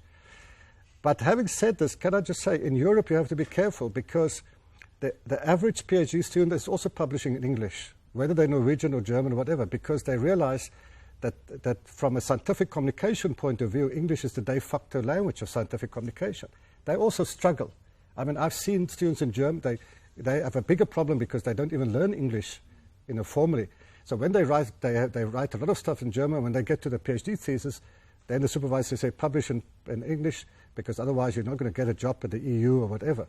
So, but I agree with you generally, of course, it's a huge thing. And my sense is that most universities recognize that. Most universities have got writing centers, writing schools, language centers. We give a huge amount of support to our students to master that. It's not easy, but I mean, what is the alternative? I mean, is the alternative that you say that people should then publish it, which we did in Afrikaans, remember? In 1990, we did a study. Because Afrikaans was privileged under the previous government, Afrikaans as a language of science, there was a fairly big investment in getting students to do their masters and PhDs in Afrikaans. I wrote my master's and PhD in Afrikaans. This was 81, which I regret till now, because I know that basically I read it, and I'm not even sure that my supervisor read my thesis. So 2 people read it. And then I wrote an article in English about it, and a few people cited it. So you have to be careful if you want to push the thing about African languages, including Afrikaans and so on, as a language of a thesis. I mean, I'm not sure what you gain by that, but I can certainly see what you can lose by that if you are interested in a career in science. I have to add that. Science, whether we like it or not, the Chinese have accepted this, the Russians, the Indians, the French even. The French is the last resistance. They publish in English. So I don't know. I would love to live in a country, in a world where we can just publish in our mother tongues, but from a science communication point of view, I'm not sure that that's very realistic. Yeah, Sarati, I think that, look, I mean, in a certain sense, the thing about capacity, we make the point, and even we have a heading chapter, the increasing, not even burden, but strain of supervision. The average doctorate staff member already is supervising 2 to 3 PhDs in addition to supervising 4 or 5 master students. And if we have to double that or even triple that, how is that going to work? Because, as you quite correctly point out, what we don't want is that you have a lecturer who gets her PhD last year in December, and you throw her in the deep end and say, you start supervising doctoral students this year. That's a recipe for disaster. Young staff have to be mentored with their first doctoral supervision. And we have a rule in our faculty that recently graduated doctorate staff members may not take on a first doctorate unless they're the co-supervisor to a senior supervisor. But then you add to the burden.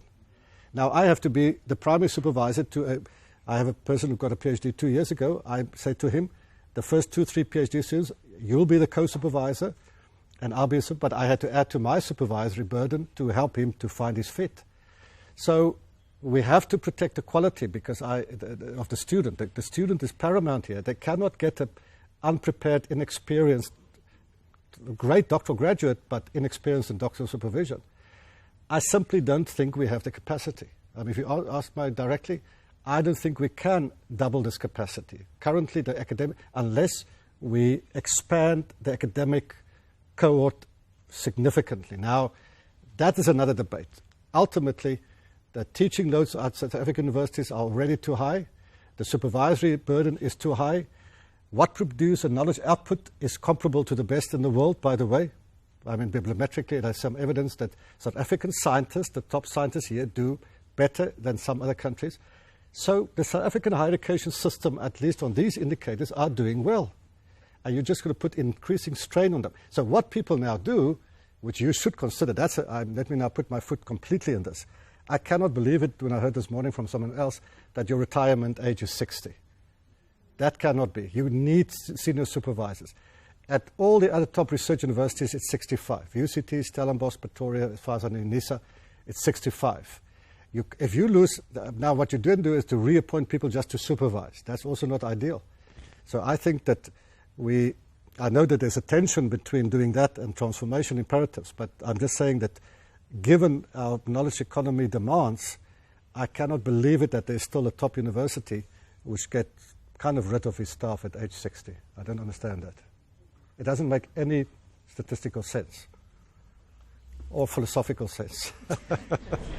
I'm just interested if there's been any research with regard to what do these PhD students do after they graduate, particularly within, you're saying there's such a heavy emphasis, for example, on the professions like nursing, like education. I'm in education myself, and I mean the vast majority of our PhD students do not become academics. They stay in the field of education as a principal, as a teacher, or whatever. So they're not actually contributing to the knowledge economy at all. So it seems to me that policy needs to be a lot more nuanced in terms of what they actually want, because they make these blanket statements that somehow this miraculous doubling or tripling of PhD students is going to, improve the economy in some way, or the knowledge economy. And in fact, I don't know if we have any evidence that there's any connection between those things. I'm sure there is in science and technology, but I'm not sure in the professions. So I'm just interested if there's any data as to what our PhD students do afterwards and what they publish. I am Dr. Mouton, Health Sciences. It is known that people identify to those who are like them. So I was thinking if students, most black students are taken overseas for their postgraduate studies, PhD, and then they come back to South Africa with a secured position, and then they can teach more black students. But in the when they go overseas and then they study them, they will come back with a broader sense of thinking, so to say. Then they will less likely to identify with people who are like them, and then they will also form relations so that there will be inter-university research studies which will have more impact on South Africa. What are your thoughts on that? I'm from Edgewood campus. My question is about the enrollment rates for international students and the competition. I would like to know, you pointed out that it's mostly between or within 5 years that people are likely to complete their doctoral programs. What is the approximate rate for international doctoral students to complete their program? And what are the factors or the reasons for this link, for this increase in more international African students coming in to do their graduation? And what are their logistics in place to sustain this enrollment?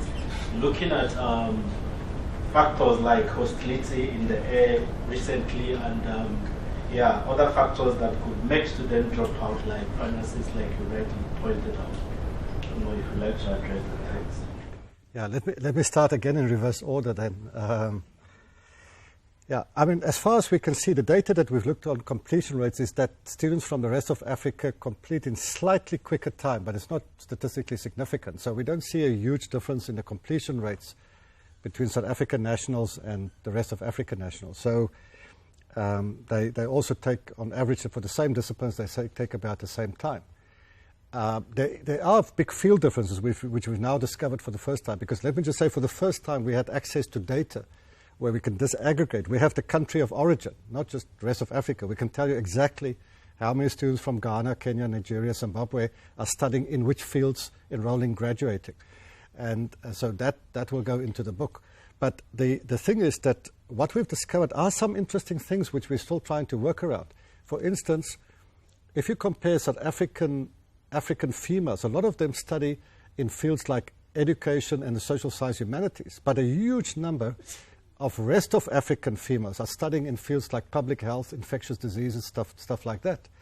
Now, we would need to have more finer look at what that means, because it may just be that in some fields, because we know there's a huge amount of international funding of certain kinds of research and certain institutes and centers in this country.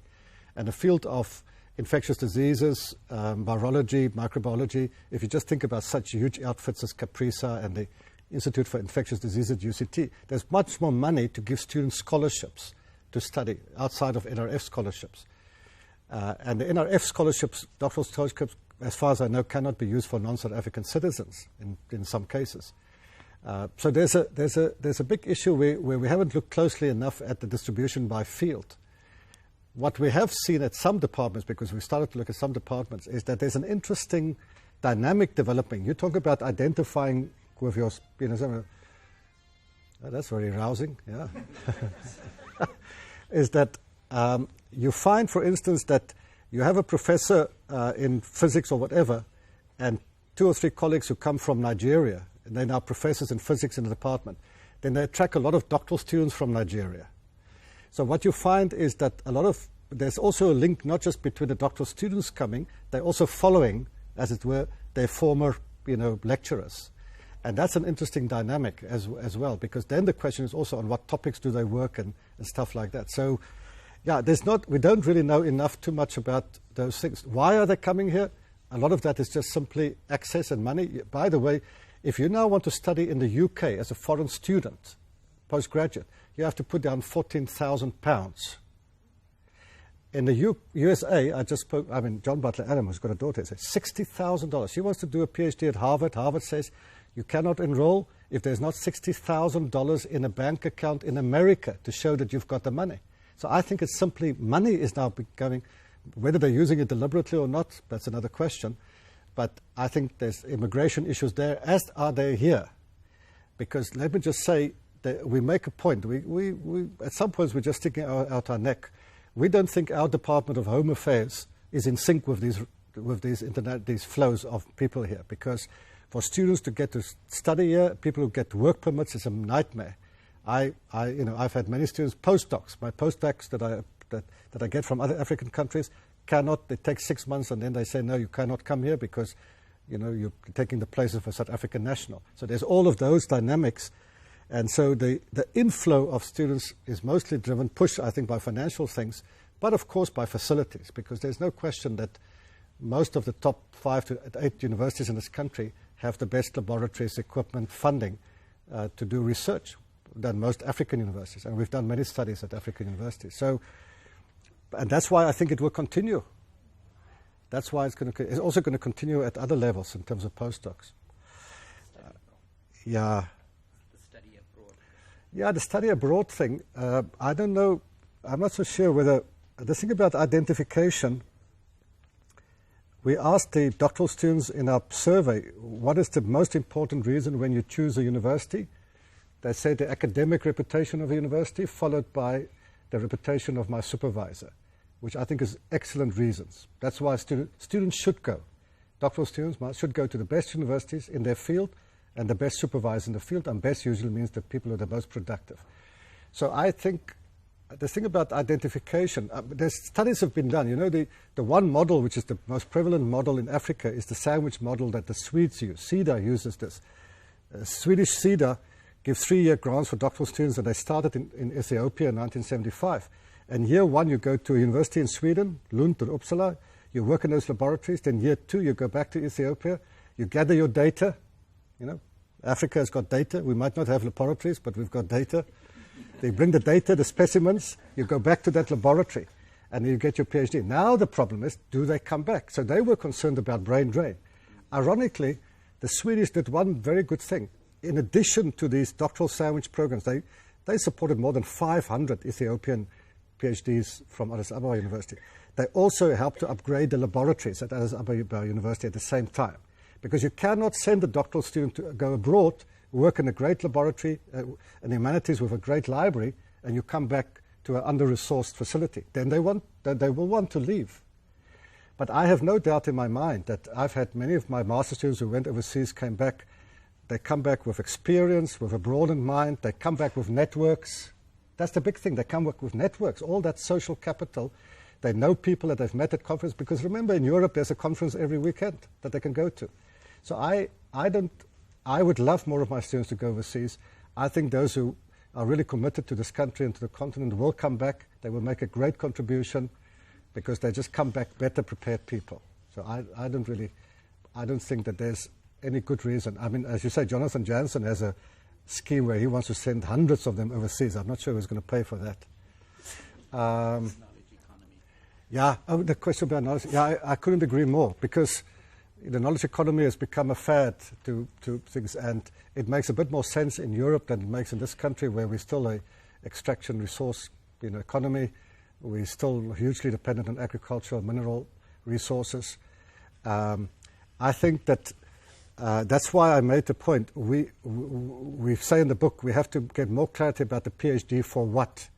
The one thing, by the way, is you asked us, we've done 2 tracer studies of doctoral graduates, both at Crest, and we've just been asked by NRF again 2 weeks ago. They want to know what happens to NRF-funded doctoral students. But there's not a big problem about employability. I mean, most PhDs in this country, when they graduate, get a job, because remember, 60% of them already have a job. They part-time study. So it's only the other 40% who are studying full-time. Now, ironically, we did a study 2-3 years ago, which is somewhere on our website. The people who struggle the most are the natural scientists. Very interesting. If you have a PhD in microbiology or in theoretical physics, where are you going to work? I had an interview yesterday with a PhD in theoretical physics for a postdoc. He's got a PhD in theoretical physics. At age 30, he cannot get a job, because where do you get a job in theoretical physics except at the university? And he looks a very bright young man, can't get a job. He's now tutoring and so on. So I offered him a postdoc and to come and do bibliometrics with us. So my view is that I've seen more natural science students because if you have a PhD in education, social science, local government, public administration, you get a job in government, mostly, or some NGOs. But in the basic natural sciences, they struggle to get jobs. But it's not a huge percentage as it is anyway. And in that tracer study, we asked all kinds of questions. I can always send you the report because we asked them whether they applied the skills that they used. And a lot of them say, we did an employer study as part of the ASAF study. Employers basically say, we couldn't care less what your degree is as long as you have the following capabilities. If you can count and write properly and think creatively, that's all that we look for. Whether it's in education or engineering, well, I'm simplifying, of course, but they are much more interested in analytical capabilities, good writing skills, communication skills, because the subject content knowledge is outdated in 3 years anyway. I'm Bala Pillay from the College of Agriculture, Engineering and Science. Johann, are you counting the South Africans that get the PhDs abroad in this number? And if not, is it a significant number to factor in? Because there are many PhDs study abroad. I was at a National Dean's meeting last week, and one of the complaints from most universities was that they're struggling to get bursaries for their postgraduate students. The NRF was at the meeting and they said, listen, we can't fund everybody, which is true. But the other point that came up at the meeting was that the universities are not really putting back as much as they should from the income they derive from PhDs and master's students. And I think that is going to be a big challenge for pushing this in. First, we don't have data. I mean, we actually did try, because the only way that you can get data, if you look at immigration data, the UK, and there's some agencies. So we at some point did a study where we tried to estimate, but that's very incomplete. So you're probably right. We have literally not a very good idea of how many South African students go overseas to study and how many come back. And I think the funding is correct. I also agree with you, the universities are not putting enough of the subsidy back into doctoral studies. However, the finance people will always remind me that the big problem at the universities at the moment is that the basic parliamentary grant from the Department of Education, pro rata, has shrunk every year for the last 10 years. So what they are now doing is they're using the money that's earned from these research subsidies to pay salaries. And so that you have to say the state is failing us there. The state should already, the problem is that our expenditure on our education budget in this country is more than 20% if you take all the education, which is one of the highest in the world.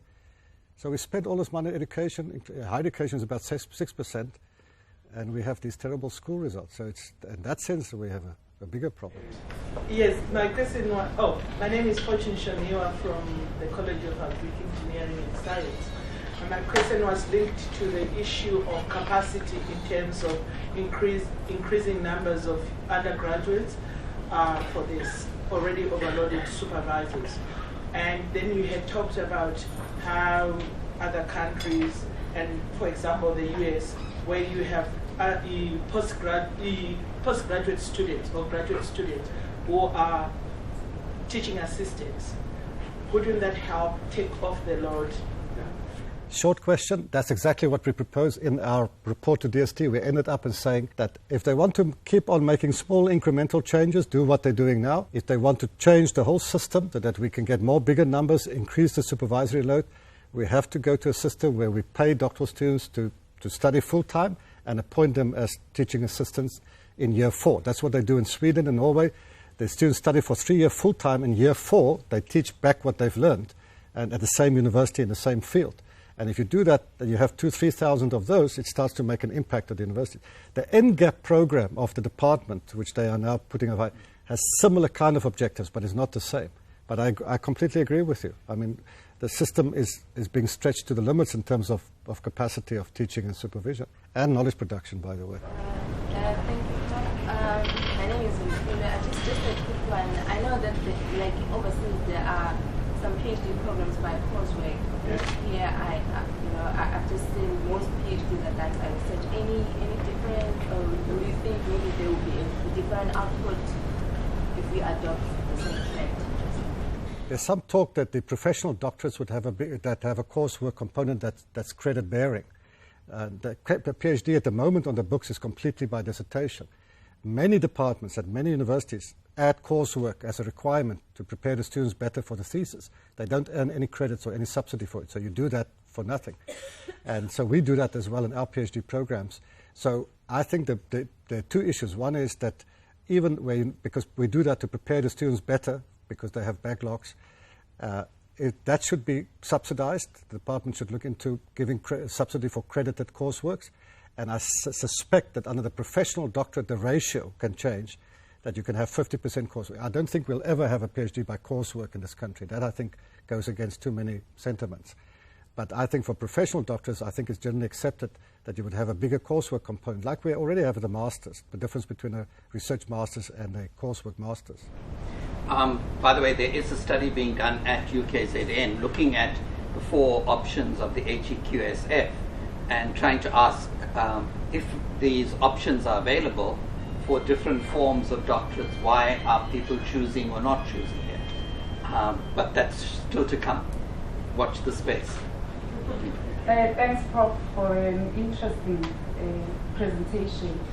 Mine is a short one. I just wanted to make a comment that in my view, I think a PhD is overrated.